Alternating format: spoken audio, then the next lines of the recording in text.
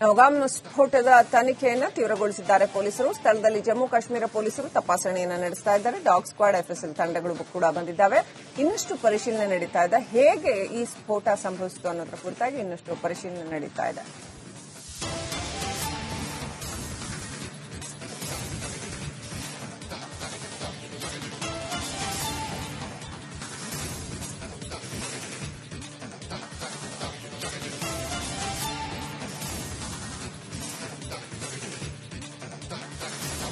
Next update ಪಡ್ಕೊಂಡು ನನ್ನ ಸಹೋದ್ಯೋಗಿ ರಂಜಿತ್ ಶಿರಿಯಾರ್ ಫೋನ್ ಕನೆಕ್ಟ್ ಆಗಿದ್ದಾರೆ. ರಂಜಿತ್, ಶ್ರೀನಗರದಲ್ಲಿ ನಡೆದಿರತಕ್ಕಂತಹ ಈ ಒಂದು ಸ್ಫೋಟ ಏನಿದೆ ಸಾಕಷ್ಟು ನಿಗೂಢವಾಗಿದೆ. ಪೊಲೀಸರು ಹೇಳಿದ್ದಾರೆ ಅದು ಭಯೋತ್ಪಾದಕ ಕೃತ್ಯ ಅಲ್ಲ, ಆದ್ರೆ ಪರಿಶೀಲನೆ ನಡೆಸ್ತಾ ಇದ್ದ ವೇಳೆ ನಡೆದಿರತಕ್ಕಂತಹ ಸ್ಫೋಟ ಅಂತ. ಆದ್ರೆ ರಂಜಿತ್, ಪ್ರಶ್ನೆ ಹೇಳುವಂತದ್ದು, ಇಷ್ಟು ಬೇಜವಾಬ್ದಾರಿಯಿಂದ ಹಾಗಾದ್ರೆ ಈ ಸ್ಫೋಟಕಗಳನ್ನ ಪರಿಶೀಲನೆ ಮಾಡ್ತಾ ಇದ್ರ? ಯಾಕಂದ್ರೆ ಆಲ್ರೆಡಿ 8 ಮಂದಿ ಮೃತಪಟ್ಟಿದ್ದಾರೆ, 18 ಮಂದಿ ಗಂಭೀರವಾಗಿದ್ದಾರೆ, ಸಾವಿನ ಸಂಖ್ಯೆ ಹೆಚ್ಚಳ ಆಗ್ಬೋದು ಅಂತ ಹೇಳಲಾಗ್ತಾ ಇದೆ. ಆದ್ರೆ ಹೇಗೆ ಸಂಭವಿಸ್ತು ಈ ಸ್ಫೋಟ ಮತ್ತು ಇದು ಎಲ್ಲಿಂದ ಸೀಸ್ ಮಾಡಿ ತಂದಿದ್ದು, ಯಾವ ಸ್ಥಳದಿಂದ ಸೀಸ್ ಮಾಡಿ ತಂದಿದ್ದ ಸ್ಫೋಟಕಗಳು, ಎಲ್ಲಿಟ್ಟಿದ್ರು, ಏನ್ ಡೀಟೇಲ್ಸ್ ಇದೆ ರಂಜಿತ್ ಈ ಘಟನೆ ಬಗ್ಗೆ? ಖಂಡಿತವಾಗ್ಲೂ ಕೂಡ ಶ್ರೀಲಕ್ಷ್ಮಿ, ನೋಡಿ, ಇಡೀ ದೇಶಾದ್ಯಂತ ಭಯೋತ್ಪಾದಕರ ಕರಿನೆರಳು ಇರುವಂತ ಈ ಸಮಯದಲ್ಲಿ ಇಡೀ ದೇಶದಲ್ಲಿ ವಿಧ್ವಂಸಕ ಕೃತ್ಯವನ್ನ ಮಾಡೋದಕ್ಕೆ ಭಯೋತ್ಪಾದಕರು ಸಂಚು ರೂಪಿಸ್ತಾ ಇದ್ದಾರೆ ಅನ್ನುವಂತ ಅನುಮಾನಗಳಿದಾವೆ. ಅದರ ನಡುವೆ ಗುಪ್ತಚರ ಇಲಾಖೆ ಅಧಿಕಾರಿಗಳ ಮಾಹಿತಿ ಇದೆ. ಹೀಗೆಲ್ಲ ಇರುವಾಗ ಜಮ್ಮು ಮತ್ತೆ ಕಾಶ್ಮೀರದಲ್ಲೂ ಕೂಡ ಹೈ ಅಲರ್ಟ್ ಅನ್ನ ಘೋಷಣೆ ಮಾಡಲಾಗಿದೆ. ಈಗ ಫರೀದಾಬಾದ್ ನಲ್ಲಿ ಬಂಧನ ಆಗಿರುವಂತ ಡಾಕ್ಟರ್ಗಳ ಬಹುತೇಕ ಎಲ್ಲರ ಮೂಲವೂ ಕೂಡ ಕಾಶ್ಮೀರವೇ ಆಗಿರೋದ್ರಿಂದ, ಅವರೆಲ್ಲರೂ ಕೂಡ ಕಾಶ್ಮೀರ ಭಾಗದವರೇ ಆಗಿರೋದ್ರಿಂದ ಆ ಭಾಗದಲ್ಲಿ ಹೆಚ್ಚಿನ ಕಟ್ಟೆಚ್ಚರವನ್ನ ವಹಿಸಲಾಗಿದೆ ಕಾಶ್ಮೀರದಲ್ಲಿ. ಮತ್ತೆ ಈ ಭಯೋತ್ಪಾದಕರು ಹೆಚ್ಚಿನ ವಿಧ್ವಂಸಕ ಕೃತ್ಯವನ್ನ ಮಾಡೋದಕ್ಕೆ ರೂಪುಗೊಳಿಸಿದ್ರು ಅನ್ನೋದು ಕೂಡ ಮಾಹಿತಿ ನಮಗೆ ಲಭ್ಯ ಆಗಿದೆ. ಇದರ ನಡುವೆ ಮೊನ್ನೆ ಫರೀದಾಬಾದ್ ನಲ್ಲಿ ಬಂಧನ ಆದಂತ ಡಾಕ್ಟರ್ಗಳಿದಾರಲ್ಲ, ಅವರ ನೆಲೆಗಳನ್ನ ಪರಿಶೀಲನೆ ಮಾಡಿದಾಗ, ಅವರ ನೆಲೆಗಳನ್ನ ಹುಡುಕಿ ಹೊರಟಾಗ ಈ ಮುಜಾಫರ್ ಏನಿದ್ದಾರಲ್ಲ, ಅಲಿಯಾಸ್ ಮುಜೈಲ್, ಈತನ ಊರು ಕಾಶ್ಮೀರ ಅನ್ನೋದು ಗೊತ್ತಾಗಿದೆ. ಕಾಶ್ಮೀರದ ಪುಲ್ವಾಮಾ ಈತನ ಊರು. ಆತನ ಮನೆಯನ್ನ ಪರಿಶೀಲನೆ ಮಾಡಿದಾಗ ಸುಮಾರು 350 ಕೆಜಿಯಷ್ಟು ಅಮೋನಿಯಂ ನೈಟ್ರೈಡ್ ಪತ್ತೆಯಾಗಿತ್ತು. ಆ ಅಮೋನಿಯಂ ನೈಟ್ರೈಡ್ ಅನ್ನ ಆತ ಅಲ್ಲಿ ಸಂಗ್ರಹ ಮಾಡಿದ್ದ. ಮತ್ತೆ ಫತೇಪುರದ ಆತನ ರೂಮ್ ನಲ್ಲೂ ಕೂಡ ಸ್ಫೋಟಕ ಪತ್ತೆಯಾಗಿತ್ತು. ಸುಮಾರು ನಾವೇ ಸುದ್ದಿಯನ್ನ ಬ್ರೇಕ್ ಮಾಡಿರೋ ಹಾಗೆ ಸುಮಾರು 2900 ಕೆಜಿಯಷ್ಟು ಅಮೋನಿಯಂ ನೈಟ್ರೇಟ್ ಇರೋದು ಈ ಎಲ್ಲ ಭಯೋತ್ಪಾದಕರಿದ್ರಲ್ಲ, ಸ್ಲೀಪರ್ ಸೆಲ್ಗಳು, ಇವರು ಶೇಖರಣೆ ಮಾಡಿಟ್ಟಿರೋದು ಅಥವಾ ಸಂಗ್ರಹಿಸಿಟ್ಟಿರೋದು ಪತ್ತೆಯಾಗಿತ್ತು. ಅದರ ಜಾಡು ಹಿಡಿದು ಹೊರಟಂತ ಪೊಲೀಸರಿಗೆ ಕಾಶ್ಮೀರದಲ್ಲಿ ಸಿಕ್ಕಂತ ಅಮೋನಿಯಂ ನೈಟ್ರೇಟ್ ಅನ್ನ ಒಂದು ಸ್ಥಳದಲ್ಲಿ ಅವರು ಶೇಖರಣೆ ಮಾಡಿ ಇಟ್ಟಿದ್ರು. ಅದನ್ನ ಡಿಸ್ಪೋಸ್ ಮಾಡುವಂತ ಕೆಲಸವೂ ಕೂಡ ನಡೀತಾನೆ ಇತ್ತು. ಇದರ ನಡುವೆ ನಿನ್ನೆ ರಾತ್ರಿ ಸುಮಾರು 11:20 ಸುಮಾರಿಗೆ ಜಮ್ಮು ಮತ್ತು ಕಾಶ್ಮೀರ ಪೊಲೀಸರು, JNK ಪೊಲೀಸರು ಕಾರ್ಯಾಚರಣೆ ಮಾಡ್ತಾ ಇದ್ರು. ಆ ಸಮಯದಲ್ಲಿ ಈ ಸಂಗ್ರಹಿಸಿಟ್ಟಿದ್ದಂತ ಸ್ಫೋಟಕ ಅದು ಬ್ಲಾಸ್ಟ್ ಆಗಿದೆ ಅನ್ನುವಂತ ಮಾಹಿತಿ ಲಭ್ಯ ಆಗಿತ್ತು. ತಕ್ಷಣಕ್ಕೆ ಏನಾಯ್ತು ಅಂತ ಹೇಳಿ ನೋಡುವಾಗ 350 ಕೆಜಿ ಸ್ಫೋಟಕ ಇತ್ತಲ್ಲ, ಅದರಲ್ಲಿ ಅಲ್ಪ ಪ್ರಮಾಣದ ಸ್ಫೋಟಕ ಇಟ್ಟಿರುವಂತ ಕೊಠಡಿಯಲ್ಲಿ ಬ್ಲಾಸ್ಟ್ ಸಂಭವಿಸಿದೆ. ಬ್ಲಾಸ್ಟ್ ಸಂಭವಿಸಿದ ಸಮಯಕ್ಕೆ ಸುಮಾರೊಂದು 19 ಜನ ಗಂಭೀರವಾಗಿ ಗಾಯಗೊಂಡ್ರೆ 8 ಜನ ನೌಗಾಮ್ ಅನ್ನುವಂತ ಸ್ಥಳ, ಅದು ಕಾಶ್ಮೀರದ ಶ್ರೀನಗರದ ನೌಗಾಮ್ ಅನ್ನುವಂತ ಸ್ಥಳದಲ್ಲಿ ಆ ಸ್ಫೋಟ ಸಂಭವಿಸಿ ಸುಮಾರು ಹೆಚ್ಚು ಕಮ್ಮಿ 8 ಜನ ಸ್ಥಳದಲ್ಲೇ ಮೃತಪಟ್ಟರೆ ಸುಮಾರು 19 ಜನ ಗಂಭೀರವಾಗಿ ಗಾಯಗೊಂಡು JMC ಆಸ್ಪತ್ರೆಗೆ ದಾಖಲಾಗಿದ್ದಾರೆ ಅನ್ನುವಂತ ಬೆಚ್ಚಿ ಬೀಳಿಸುವಂತ ಮಾಹಿತಿ ಲಭ್ಯ ಆಗಿದೆ. ಸ್ಫೋಟದ ತೀವ್ರತೆಯನ್ನ ನೋಡ್ತಾ ಇದ್ರೆ ಸುತ್ತಮುತ್ತ ಇದ್ದಂತಹ ಎಲ್ಲ ಕಾರುಗಳು, ಸುತ್ತಮುತ್ತ ಇದ್ದಂತ ಎಲ್ಲ ವಾಹನಗಳು ಕೂಡ ಸುಟ್ಟು ಭಸ್ಮವಾಗಿದ್ದಾವೆ. ಕ್ಷಣ ಮಾತ್ರದಲ್ಲಿ ಆ ಸ್ಫೋಟ ಬ್ಲಾಸ್ಟ್ ಆದ ಸಮಯದಲ್ಲಿ, ಎಕ್ಸ್ಪ್ಲೋಸ್ ಆದಂತಹ ಸಮಯದಲ್ಲಿ ಬಹುಶಃ ಇಂಥದ್ದೊಂದು ತೀವ್ರತರವಾದಂತಹ ದುರಂತ ಸಂಭವಿಸಿ 8 ಜನ ಇಲ್ಲಿಯವರೆಗೂ ಕೂಡ ಮೃತಪಟ್ಟಿದ್ದಾರೆ ಅನ್ನುವಂತ ಮಾಹಿತಿ ಲಭ್ಯ ಆಗಿದೆ.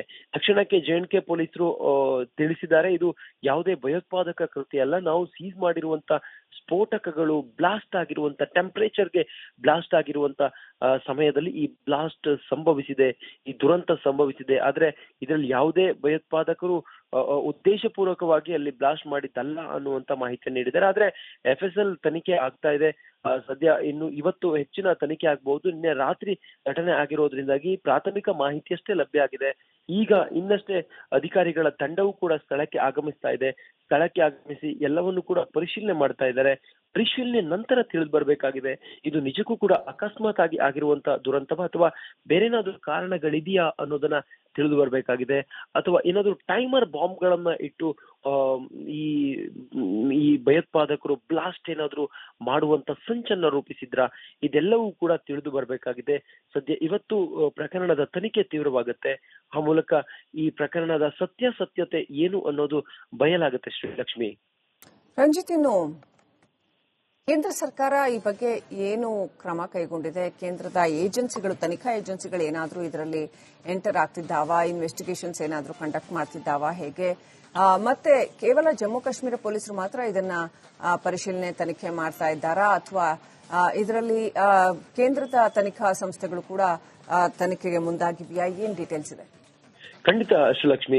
ನೋಡಿ, ಇಷ್ಟು ದೊಡ್ಡ ಎಕ್ಸ್ಪ್ಲೋಸಿವ್ ಒಂದು ಸ್ಥಳದಲ್ಲಿ ಬ್ಲಾಸ್ಟ್ ಆಯ್ತು ಅಂತ ಹೇಳಿದಾಗ ಸಹಜವಾಗಿ ಇದು ಗಂಭೀರ ವಿಚಾರ. ಮತ್ತೆ ಈಗ ದೇಶದಲ್ಲಿ ಭಯೋತ್ಪಾದಕರ ಸಂಚಿನ ಅನುಮಾನಗಳಿರೋದ್ರಿಂದಾಗಿ, ಗುಪ್ತಚರ ಇಲಾಖೆ ಅಧಿಕಾರಿಗಳ ಮಾಹಿತಿ ಇರೋದ್ರಿಂದಾಗಿ ಸಹಜವಾಗಿ ಕೇಂದ್ರ ಸರ್ಕಾರ ಬಹಳ ಗಂಭೀರವಾಗಿ ಇದನ್ನ ಪರಿಗಣಿಸುತ್ತೆ.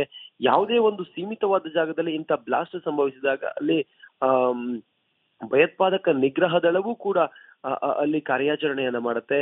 NIA ಅಧಿಕಾರಿಗಳು ಕೂಡ ಇವತ್ತು ಸ್ಥಳಕ್ಕೆ ಬರುವಂತ ಸಾಧ್ಯತೆ ಇದೆ.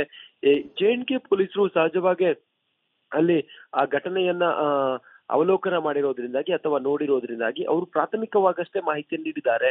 ಆದ್ರೆ ಇನ್ನೂ ಕೂಡ ಅಧಿಕೃತವಾಗಿ ಕೇಂದ್ರದ ತನಿಖಾ ತಂಡಗಳು ಈ ಕುರಿತಾಗಿ ಒಂದು ಕ್ಲಾರಿಟಿಯನ್ನ ಕೊಡಬೇಕಾಗಿದೆ.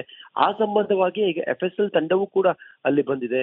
ಹಾಗೆ ಬೆರಳಚ್ಚು ತಂಡ, ವಿಧಿವಿಜ್ಞಾನ ತಂಡ, ಡಾಗ್ ಸ್ಕ್ವಾಡ್ ಕೂಡ ಅಲ್ಲಿ ಸ್ಥಳದಲ್ಲಿ ಬಿಡುಬಿಟ್ಟಿದೆ.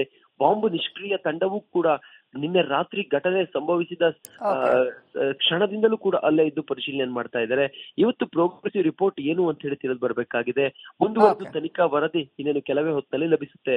ಶ್ರೀಲಕ್ಷ್ಮಿ. ರಂಜಿತ್, ಇನ್ನು ಆ ಸ್ಫೋಟ ನಡೆದಿರ್ತಕ್ಕಂಥ ಜಾಗ ಎಲ್ಲಿ? ಅದು ಪೊಲೀಸ್ ಠಾಣೆಯ ಒಳಗಡೆ ಯಾವ್ದಾದ್ರು ರೂಮ್ ನಲ್ಲಿ ಇಟ್ಟಿದ್ರಾ, ಅಥವಾ ಹೊರಭಾಗದಲ್ಲಿ ಔಟ್ಡೋರ್ ಅಲ್ಲಿ ನಡೆದಿರುವಂತದ್ದ?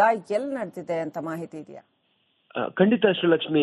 ಪೊಲೀಸ್ ಠಾಣೆಯ ಸಮೀಪ, ಅಂದ್ರೆ ಪೊಲೀಸ್ ಠಾಣೆಯ ಆ ಪರಿಧಿ ಇತ್ತಲ್ಲ, ಅದರ ಒಂದು ಸೀಮಿತವಾದಂತ ಕೊಠಡಿಯಲ್ಲಿ ಇವರು ಶೇಖರಿಸಿಟ್ಟಿದ್ರು ಅನ್ನುವಂತ ಮಾಹಿತಿ ಲಭ್ಯ ಆಗಿದೆ. ಅದು ಏರ್ಪೋರ್ಟ್ಗೂ ಕೂಡ, ಶ್ರೀನಗರದ ಏರ್ಪೋರ್ಟ್ಗೂ ಕೂಡ ನಿಯರ್ ಆಗುವಂತ ರಸ್ತೆ ಅಂತ ಹೇಳಿ ಕೂಡ ಗೊತ್ತಾಗಿದೆ. ಸದ್ಯ ಇದೆಲ್ಲವನ್ನು ಕೂಡ ಪೊಲೀಸರು ತನಿಖೆಯನ್ನ ಮಾಡ್ತಾ ಇದ್ದಾರೆ. ಯಾಕೆ ಆ ಸಮಯಕ್ಕೆ ಅದು ಬ್ಲಾಸ್ಟ್ ಆಯ್ತು, ಏನಾದ್ರೂ ಅವರು ಟೈಮರ್ ಗಳನ್ನ, ಅಂದ್ರೆ ಆ ಬಾಂಬ್ಗೆ ಏನಾದ್ರು ಟೈಮರ್ ಗಳನ್ನ ಅವರು ಫಿಕ್ಸ್ ಮಾಡಿದ್ವಾ, ಅಥವಾ ಸೀಸ್ ಮಾಡಿದಂತ ಸಮಯದಲ್ಲಿ ಪೊಲೀಸರು ಪರಿಶೀಲನೆ ಮಾಡಿರ್ಲಿಲ್ವಾ, ಅಥವಾ ಟೆಂಪರೇಚರ್ ವೇರಿಯೇಷನ್ ಇಂದಾಗಿ ಏನಾದ್ರು ಬ್ಲಾಸ್ಟ್ ಆಯ್ತಾ? ಇದೆಲ್ಲವೂ ಕೂಡ ಈಗ ಪೊಲೀಸರು ತನಿಖೆ ಮಾಡಬೇಕಾಗಿದೆ. ಸದ್ಯ ನೀವು ಹೇಳಿದಂಗೆ ಅದು ಪೊಲೀಸರೇ ಶೇಖರಿಸಿ ಇಟ್ಟಿರುವಂತ ಸ್ಫೋಟಕ ಅನ್ನೋದು ಈಗ ಕ್ಲಾರಿಟಿ ಸಿಕ್ಕಿರೋದು. ಅಂದ್ರೆ ಪ್ರಾಥಮಿಕವಾಗಿ JNK ಪೊಲೀಸರು ಮಾಹಿತಿ ನೀಡಿದಾಗೆ ಅದು ಅಲ್ಲಿ ಪೊಲೀಸರೇ ಶೇಖರಿಸಿಟ್ಟಿರುವಂತ ಸ್ಫೋಟಕ ಅಂತೇಳಿ ಹೇಳಿದ್ದಾರೆ. ಅದು ಸೀಸ್ ಆಗಿರುವಂತ ಸ್ಫೋಟಕ. ಆದ್ರೆ ಪೊಲೀಸ್ ಠಾಣೆಯ ಸಮೀಪದಲ್ಲೇ ಒಂದು ಕೊಠಡಿಯಲ್ಲಿ ಅದನ್ನ ಬಹಳ ಬಂದೋಬಸ್ತ್ನಲ್ಲಿ ಇಟ್ಟಿದ್ರು. ಆ ಜಾಗದಲ್ಲಿ ಸ್ವಲ್ಪ ಜನರು ಕೂಡ ಇದ್ರು ಅನ್ನೋದು ಗೊತ್ತಾಗಿದೆ. ಅಂದ್ರೆ ಅದಕ್ಕೆ ಸಮೀಪ ಸುತ್ತಮುತ್ತ ಹೊಂದ್ಕೊಂಡಂತ ಜಾಗದಲ್ಲಿ ಜನರು ಕೂಡ ಇದ್ರು. ರಾತ್ರಿ 11:20 ಆಗಿರುವಂತ ಘಟನೆ ಇದು. ಹೆಚ್ಚಿನ ಮಾಹಿತಿನ ಪೊಲೀಸರು ಕಲೆ ಹಾಕ್ತಾ ಇದ್ದಾರೆ. ಏರ್ಪೋರ್ಟ್ಗೆ ಆ ರಸ್ತೆ ಸಮೀಪ ಆಗುತ್ತೆ ಅನ್ನೋದು ಕೂಡ ಈಗ ಮಾಹಿತಿ ಲಭ್ಯ ಆಗಿದೆ. ಶ್ರೀಲಕ್ಷ್ಮಿ. Thank you Ranjith, ಡೀಟೇಲ್ಸ್ಗಾಗಿ.